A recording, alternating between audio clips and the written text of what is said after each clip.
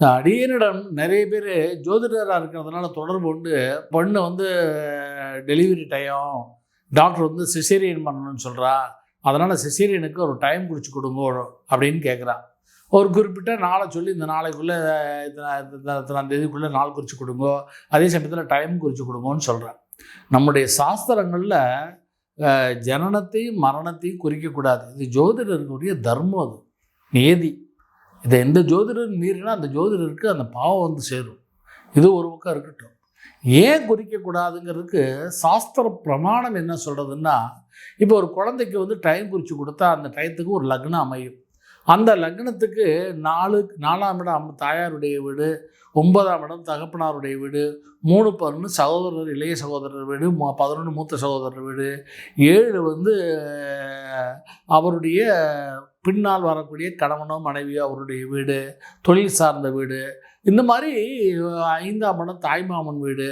அது மாதிரி ஒவ்வொன்றுக்கும் ஒவ்வொரு உறவு முறைகள் இருக்குது ஒவ்வொரு வீட்டுக்கும்.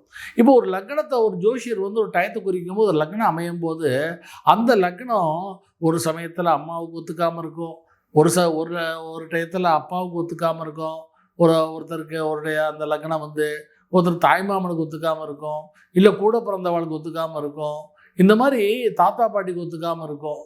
ஏன்னா அந்த ஜாதகங்கிறதுல கிரகங்களே சூரியன் அப்பா, சந்திரன் அம்மா, பித்திருக்காரகன் மாத்துர்காரகன், செவ்வாய்க்கு சகோதரகாரகன், சுக்கிரனுக்கு களத்திரக்காரன், குருவுக்கு புத்திரகாரகன், ராகுவுக்கு பித்திருப்பிதாமகி அப்பா வழி ஆன்சிஸ்டர்ஸ் முன்னோர்கள், கேதுவுக்கு மாத்துர் மாதாமகி அம்மா வழி, ஒவ்வொரு கிரகங்களுக்கும் ஒரு உறவுமுறைகள் இருக்குது. அதனால் அந்த ஒவ்வொரு இடங்களும் இருக்குது, ஸ்தானங்கள் இருக்குது. அப்போ ஒரு லக்னத்தை ஒரு டயத்தை குறிக்கும்போது ஒரு லக்னம் அமையும் போது அந்த லக்னம் எல்லாருக்கும் சாதகமாக இருக்குன்னு சொல்ல முடியாது, யாருக்கா ஒருத்தருக்கு பாதகமாக இருக்கலாம்.